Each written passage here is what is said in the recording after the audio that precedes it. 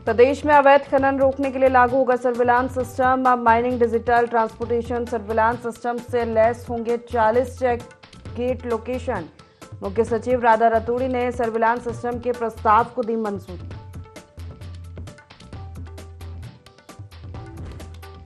BJP star प्रचारकों को लेकर कांग्रेस ने दी प्रतिक्रिया। करण महारा बोले, बीजेपी किस मुंह से करेगी प्रचार। मंगलौर में लाज बचाने के लिए बीजेपी हरियाणा से लाया पैराशूट कैंडिडेट।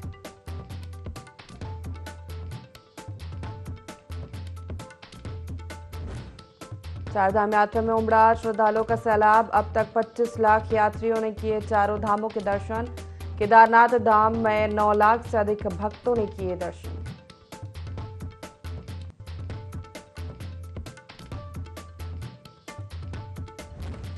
प्रदेश में बदला मौसम का मिजाज। दून में तेज हवाओं के साथ बरसे बादल। लोगों को उमस भरी गर्मी से मिली निजात।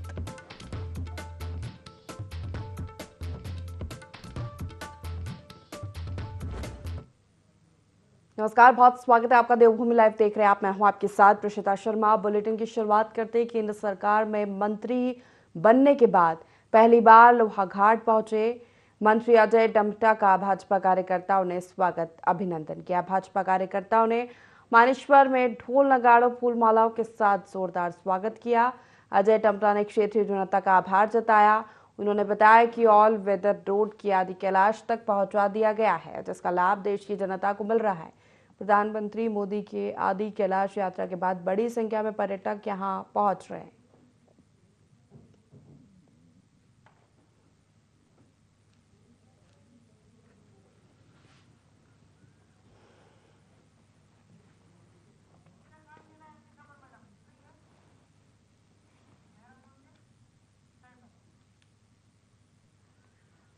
राजधानी देहरादून में प्रॉपर्टी कारोबारी की हत्या के मामले में सरकार काफी सख्त है। मुख्यमंत्री पुष्कर सिंह धामी ने निर्देश दिए हैं कि माहौल खराब करने वालों के खिलाफ सख्त कार्रवाई की जाएगी। दर्जाधारी राज्य मंत्री मधु भट्ट ने कहा कि मुख्यमंत्री पुष्कर सिंह धामी ने दिशा निर्देश दिए हैं कि जो कानून व्यवस्था को खराब करने का काम करेंगे उनके खिलाफ सख्त कार्रवाई की जाएगी। साथ ही पुलिस प्रशासन को सख्त कार्रवाई करने के निर्देश दिए गए हैं।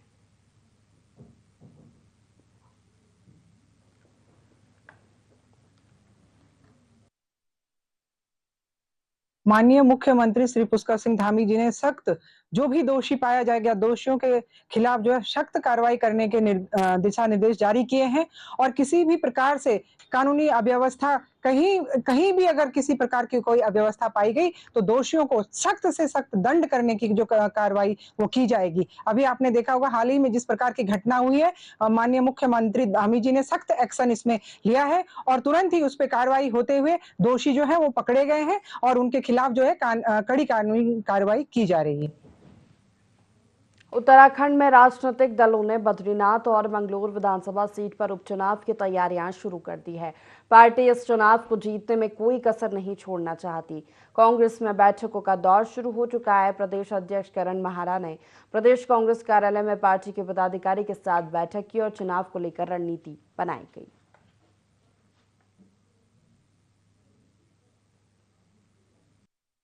चुनाव की रणनीति पे चर्चा अपने संगठन के पदाधिकारियों के साथ मैंने की है। सभी फ्रंटलों के और हमारे जो अनुवांशिक संगठन उनके अध्यक्षगणों को बुलाया गया था। उसमें अलग अलग लोगों को अलग अलग किस्म की जिम्मेदारी दी गई और पार्टी की क्या एक्सपेक्टेशंस अपने अध्यक्षगणों से है वो उनको बताया गया है और इम्पोर्टेंट रिस्पॉन्सिबिलिटीज़ उनको दी गई हैं। वो अपने काम में लग भी गए हैं और प्रभारियों की नियुक्ति कैसे करनी है, किन विधायकों की कहाँ ड्यूटी लगेगी दोनों इलेक्शंस में, कौन सीनियर्स कहाँ ज़्यादा टाइम देंगे, इन सभी पे चर्चा विमर्श हुआ है। उसी को हम अभी लिपि। मसूरी के ऐतिहासिक लंढौर बाजार में विगत कई दिनों से चल रही पानी की किल्लत के बाद क्षेत्रवासियों का धैर्य जवाब दे गया और सभी लोगों ने चक्का जाम करने का निर्णय लिया। जिसकी सूचना लगते ही उत्तराखंड जल संस्थान के अधिकारी आनन फानन में मौके पर पहुंचे और स्थानीय लोगों से वार्ता की और आश्वासन दिया कि शीघ्र ही क्षेत्र की पानी की समस्या को दूर कर दिया जाएगा। बताते चले कि पेयजल निगम द्वारा लगभग 150 करोड़ रुपए की लागत से यमुना मसूरी पर जल पंपिंग योजना का कार्य लगभग पूरा कर लिया गया है, लेकिन उसके बावजूद भी क्षेत्र में पानी की किल्लत बनी हुई है।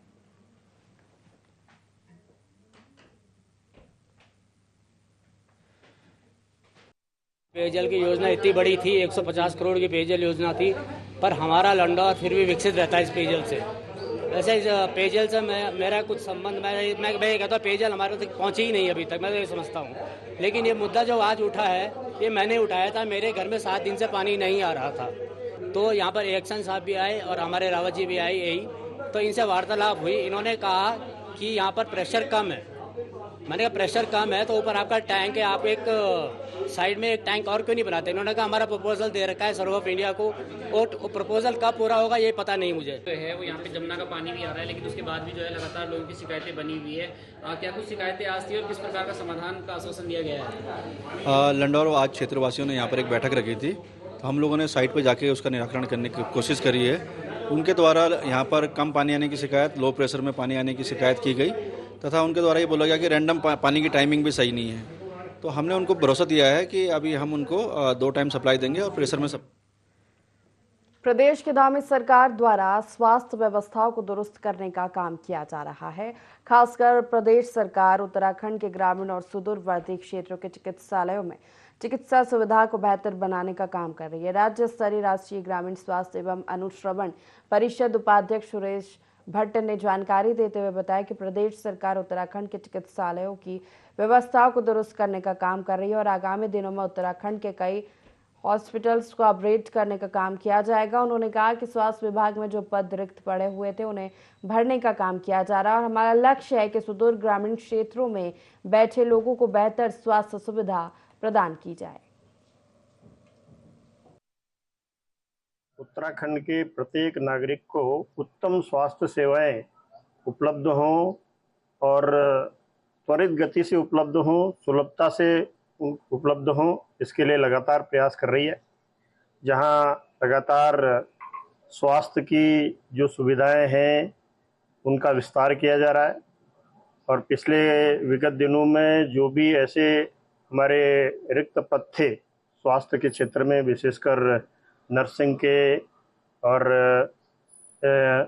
एनएमओ के, इस प्रकार के जो अलग अलग से पद थे, ऐसे सारे पद भरने की प्रक्रिया शुरू की है। बड़ी मात्रा में ये पद भरे हुए हैं। विगत कई दिनों से हो रही भीषण गर्मी के बाद अचानक मौसम ने करवट बदली और आसमान में काले बादल छा गए। इसके बाद तेज हवाओं के साथ बारिश शुरू हो गई। तापमान में भारी गिरावट आ गई और लोगों ने राहत की सांस ली। विगत कई दिनों से पर्यटन नगरी मसूरी में गर्मी के सारे रिकॉर्ड टूट गए थे और तापमान 33 डिग्री तक पहुंच चुका था। अमूमन यहां का तापमान गर्मियों में 20 से 25 डिग्री रहता था। दोपहर बाद झमाझम बारिश होने से लोगों ने राहत की सांस ली और पर्यटकों ने भी मौसम का जमकर आनंद लिया।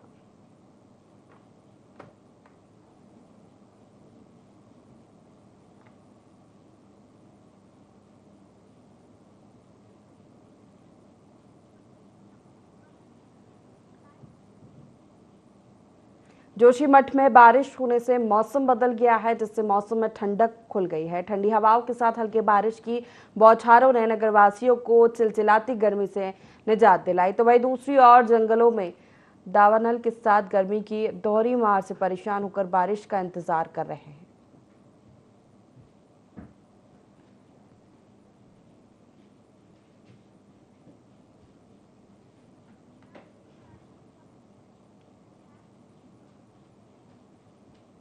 चंपावत के बाराकोट ब्लॉक के विधायक निधि से बनी हुई लगभग 1 किलोमीटर चाचरी सुतेड़ा सड़क 2022 की आपदा में क्षतिग्रस्त हो गई थी, लेकिन 3 साल बीत जाने के बाद भी सड़क का पुनर्निर्माण नहीं किया गया, जिस कारण गांव का अन्य क्षेत्रों से सड़क संपर्क कटा हुआ है। क्षेत्र पंचायत सदस्य संगीता शर्मा के निर्देश पर युवा कमल शर्मा के नेतृत्व में ग्रामीण एसडीएम लोहाघाट रिंकू बिस्ट से मिले और क्षतिग्रस्त सड़क निर्माण की मांग की गई, जिस पर एसडीएम लोहाघाट ने बीडीओ लोहाघाट को निर्देशित करते हुए सड़क के पुनर्निर्माण की कार्रवाई करने के निर्देश दिए।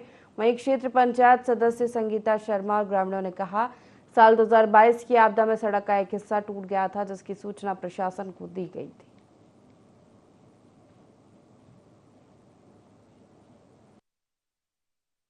आज से लगभग 14 वर्ष पूर्व विधायक निधि से एक सड़क कटी थी, जिसमें विधायक निधि से पैसा खर्च हुआ है लगभग 2 लाख रुपया।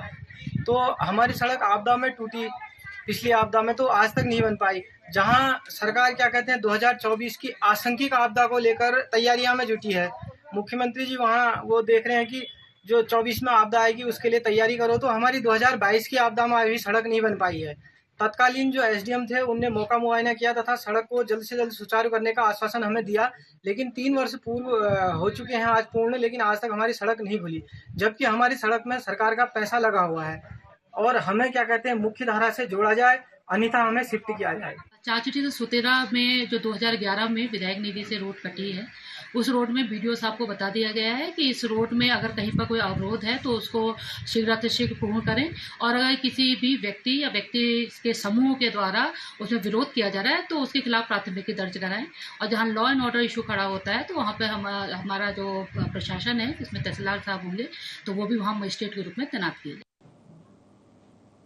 प्रधानमंत्री नरेंद्र मोदी ने पीएम किसान सम्मान निधि की 17वीं किश्त जारी कर दी है, जिसमें देश भर के 9 करोड़ 26 लाख से अधिक पात्र किसानों को 20,000 करोड़ की सम्मान राशि सीधा उनके बैंक खातों में डेबिट के माध्यम से ट्रांसफर कर दी गई। उसमें उत्तराखंड के भी लाभार्थियों को किश्त जारी की गई है।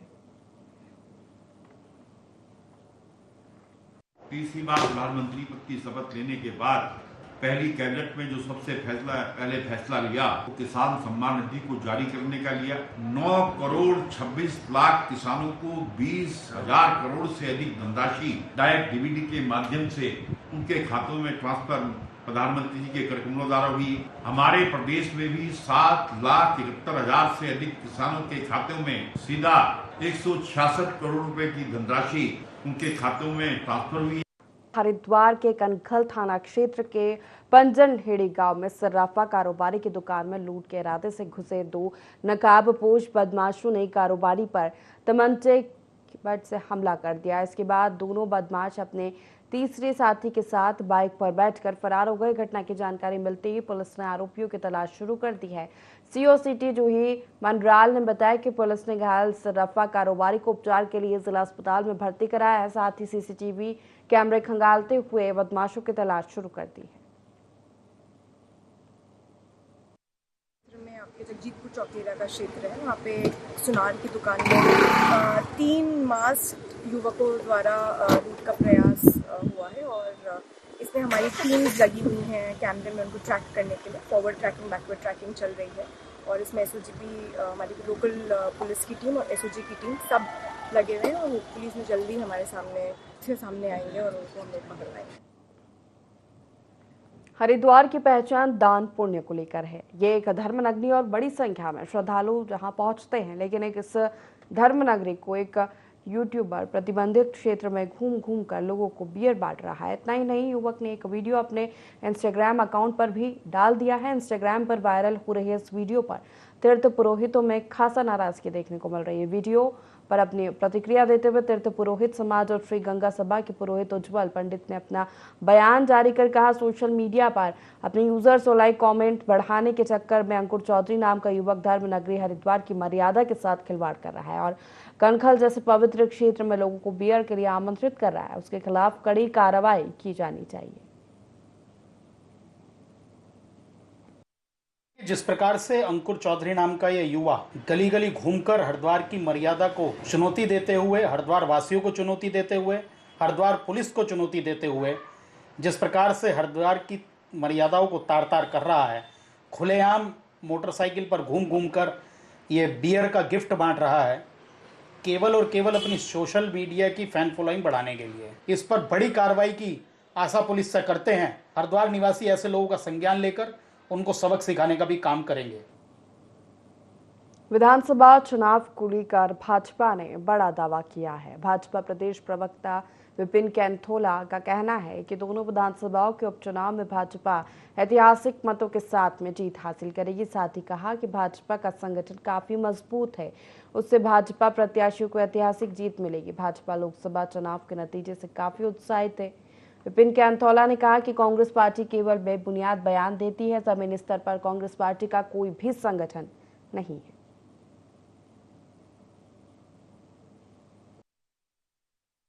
और मंगलौर दोनों ही विधानसभाओं में भारतीय जनता पार्टी प्रचंड बहुमत से जीते, बहुत बड़े अंतर से जीतने वाली है। और कांग्रेस जिस प्रकार से आपने देखा होगा कि लोकसभा चुनाव में जिस प्रकार से कांग्रेस केवल डींगे हाँक रही थी, उनकी डींगे जनता ने दिखा दी हैं कि केवल कांग्रेस के नेता और प्रवक्ता बातूनी है, धरातल में उनका कुछ है नहीं। और भारतीय जनता पार्टी दोनों ही विधानसभाओं में इतिहास रचने वाली है। जिस प्रकार से उत्तराखंड के अंदर भाजपा ने इतिहास रचा और हमेशा भारतीय जनता पार्टी ने उत्तराखंड के विकास में हो या उत्तराखंड के को नई पहचान दिलाने के लिए हो, हमेशा ऐतिहासिक काम किए। ऐसे ही भारतीय जनता पार्टी दोनों ही सीटों में ऐतिहासिक जीत दर्ज करने वाली। उत्तराखंड की बद्रीनाथ और मंगलौर विधानसभा सीट पर 10 जुलाई को उपचुनाव होने हैं, जिसको लेकर भाजपा और कांग्रेस ने तैयारी शुरू कर दी है। दोनों ही राजनीतिक दलों ने अपने प्रत्याशी घोषित कर दिए हैं, तो वहीं अब स्टार प्रचारकों को ग्राउंड पर भेजने की तैयारी शुरू हो गई है। बीते दिन भाजपा के केंद्रीय नेतृत्व ने बद्रीनाथ और मंगलौर विधानसभा उपचुनाव के लिए स्टार प्रचारकों की सूची जारी कर दी है। पार्टी के 40 स्टार प्रचारक दोनों सीटों पर भाजपा प्रत्याशियों के पक्ष में प्रचार करेंगे। स्टार प्रचारक क्या करेंगे? क्या बीजेपी वाले के जो स्टार प्रचारक है उनको जब वो वोट मांगेंगे तो राजेंद्र भंडारी जी की जो वीडियोस चले हैं कि बीजेपी ऐसी पार्टी है जो सत्ता लेने के लिए कुछ भी करती है, खरीद फरोख्त करती है, 25-25 करोड़ की हमारी जो है बोली लगाएगी, 25 करोड़ में हम बिकने वाले नहीं थे। वो विधायक जो अपनी पार्टी को छोड़ के जाते हैं वो मतलब दागी बागी और कुछ कह रहे थे और बीजेपी सबसे भ्रष्ट पार्टी है कह रहे थे।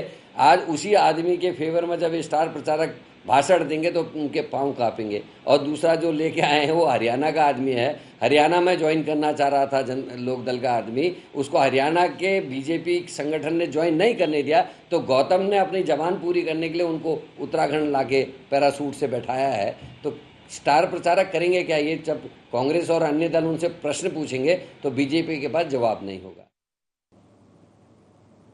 प्रदेश के संस्कृति मंत्री सतपाल महाराज ने घंटाघर के पास स्थित हेमवती नंदन बहुगुणा कॉम्प्लेक्स में स्थित उत्तरा समकालीन आर्ट गैलरी का औचक निरीक्षण किया।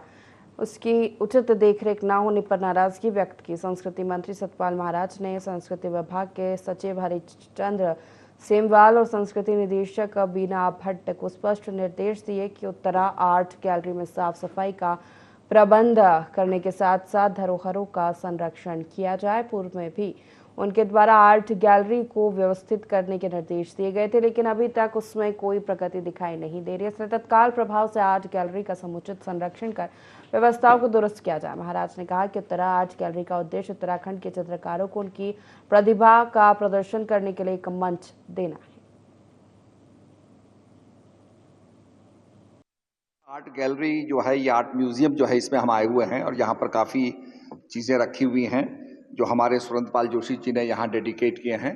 और 2013 का जो त्रासदी हुई थी केदारनाथ की, उसके उपलक्ष्य में ये सब चीज़ें यहाँ बनाई हुई हैं। हेलीकॉप्टर है, उसकी क्रैश जो है वो दिखाया हुआ है, मकान बना हुआ है। तो हम यहाँ बड़े कंसर्न्ड है इस मामले को लेकर के कि यहाँ पर ह्यूमिडिफायर नहीं है, मशीनें लगी नहीं है, जिससे कि यहाँ पर ये जंक लग रहा है और ये हमारी जो करोड़ों की संपत्ति है ये नष्ट होती जा रही है। तो मैं यहाँ सेक्रेटरी साहब को भी लाया हूँ ताकि ये इन चीज़ों को देखें और कार्रवाई करें और मशीनें लगाएं, ह्यूमिडिफायर लगाएं। ये हमारे उत्तराखंड की विरासत है। इसके साथ साथ और भी गैलरी लगी है और हम चाहते हैं कि जो कला विज्ञ हैं और आर्टिस्ट हैं वो भी अपने अपने यहाँ पर कृतियों को रखें और जनता इन कृतियों को देखे। मंगलौर उपचुनाव के लिए कांग्रेस ने काजी निजामुद्दीन को अपना प्रत्याशी बनाया। निजामुद्दीन ने प्रेस वार्ता कर उपचुनाव में कांग्रेस की जीत का दावा किया। उन्होंने कहा कि उपचुनाव की सभी तैयारियां हो चुकी है। इस दौरान पार्टी के कई दिग्गज मौजूद रहे।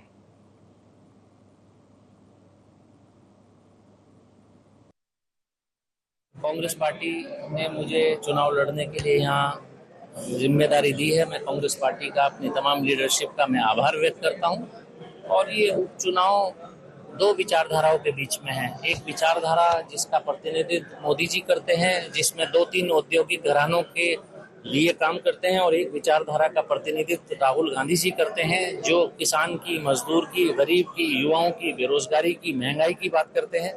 तो जनता को तय करना है वो यहाँ कौन सी विचारधारा पसंद है। काजी जी आज से तैयारी नहीं कर रहे हो, जब से मतलब 4-5 महीने लगभग हो गए हैं। काजी भाई लगातार कार्यक्रम में है और 2022 में जब काजी भाई बमुश्किल 400-500 वोटों से हारे थे तभी से लोगों के बीच में एक चर्चा थी कि एक होनहार पढ़े लिखे नौजवान को हमने हराया है, और लोगों में एक सिंपैथी भी है कि काजी जिसने गन्ना किसानों के सारे मामले उठाए, मजलूमों के मामले उठाए, जिनके परिवार ने यहाँ चीनी मिल लगाने में मदद करी, जिनके टाइम में यहाँ नवोदय विद्यालय खुला और भी कई स्कूल, कॉलेज, हॉस्पिटल, जिस तरीके से उन्होंने कोरोना के टाइम में अस्पतालों की व्यवस्था को सुधारने में सहयोग किया, उस सबको लोगों ने याद किया है। और वही कारण था कि लोकसभा के चुनाव में पूरे हरिद्वार लोकसभा सीट में सर्वाधिक मतों से अगर किसी ने कांग्रेस को जिता के भेजा तो काजी निजामुद्दीन। हरिद्वार में भारतीय किसान यूनियन ने राष्ट्रीय चिंतन शिविर आयोजित किया, जिसके समापन पर किसान यूनियन के राष्ट्रीय प्रवक्ता राकेश टिकैत ने शिरकत की। इस दौरान राकेश टिकैत ने कहा, शिविर में 100 दिन का एजेंडा तय किया गया, जिसमें संगठन को मजबूत करने के साथ किसान विरोधी कानूनों का विरोध करने का फैसला लिया गया। राकेश टिकैत ने केंद्र सरकार पर हमला बोलते हुए कहा कि इस बार जनता ने केंद्र में अपाहिज सरकार बनाई है।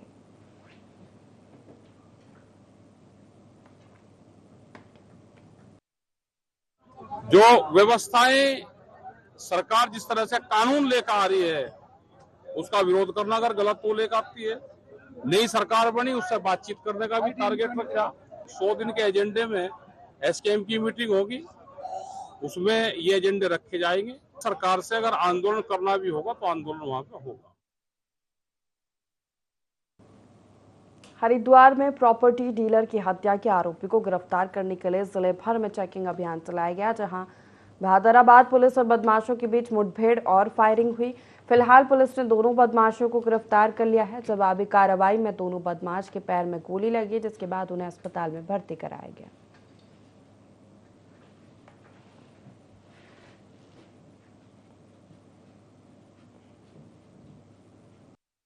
अभी बडोला नामक एक व्यक्ति की हत्या की गई थी, जिसमें देहरादून पुलिस लगातार इनका पीछा कर रही थी। जो मुख्य अभियुक्तगण हैं इनके पीछे लगातार लगी थी। इसी बीच आज एक सूचना हरिद्वार में प्राप्त हुई थी, जिसमें जो मुख्य अभियुक्त हैं इसमें योगेश और मनीष, उनकी सूचना थी कि वो हरिद्वार की ओर आना उनका बताया गया था। इस सूचना पर हरिद्वार पुलिस ने सभी जगह पर जो मेन पॉइंट्स थे वहाँ पर चेकिंग कर रही थी। इनको पुलिस के ऊपर फायर करके ये लोग वहाँ से फरार होने की कोशिश कर रहे थे। इस बीच पुलिस ने जवाबी कार्रवाई करते हुए 2 अभियुक्त हैं, इनके पैरों में गोली लगी है।